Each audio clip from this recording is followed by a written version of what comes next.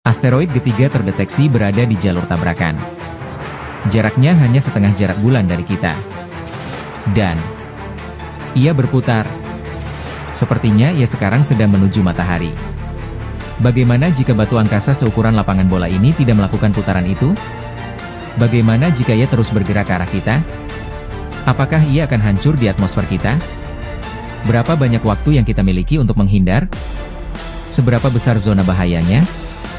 Dapatkah bumi selamat dari tabrakan tersebut? Inilah yang akan terjadi jika sebuah asteroid menghantam bumi. Asteroid menghantam bumi sepanjang waktu. Setiap hari, angkasa membombardir kita dengan sekitar 100 ton debu dan pasir. Asteroid seukuran mobil mencapai atmosfer kita sekitar setahun sekali. Mereka terbakar di mesosfer, tidak pernah mencapai permukaan bumi. Batu-batu besar selebar 10 km yang mengancam jiwa seperti yang memusnahkan semua dinosaurus, tidak terlalu sering datang, mungkin sekali setiap beberapa juta tahun. Yang perlu kita khawatirkan adalah asteroid seukuran lapangan bola yang benar-benar mencapai permukaan bumi. Mereka cenderung jatuh ke bumi setiap 2000 tahun. Bagaimana jika salah satu dari mereka menabrak kita malam ini? Tingkat kehancuran asteroid terhadap planet kita semuanya tergantung pada tempat pendaratannya. Hanya 3% permukaan bumi yang berpenghuni. Itu berarti, kemungkinan besar, 97 asteroid dari 100 akan jatuh ke lautan atau meratakan hutan tak berpenghuni di suatu tempat di Siberia atau Kanada Utara. Namun, 3 dari 100 asteroid akan menghantam kota berpenduduk. Bayangkan melihat batu sepanjang 100 meter melaju kencang ke arah Anda, melaju dengan kecepatan 30 km per detik.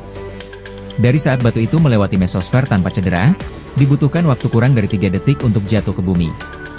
Untuk kota seperti New York, itu berarti bola api besar akan menghancurkan semuanya dalam radius 3 km, dan menyebabkan kerusakan berat pada bangunan dalam radius 7 km.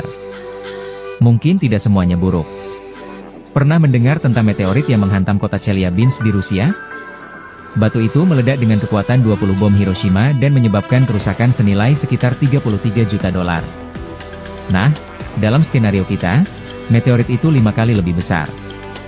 Batu angkasa yang baru jatuh itu dapat menimbulkan risiko radiasi yang meluas jika terbuat dari logam berat radioaktif. Tentu saja, itu tidak akan seburuk asteroid selebar 10 km yang menghantam bumi. Dalam kasus itu, gelombang kejutnya akan cukup untuk memusnahkan sebagian besar umat manusia saat itu juga.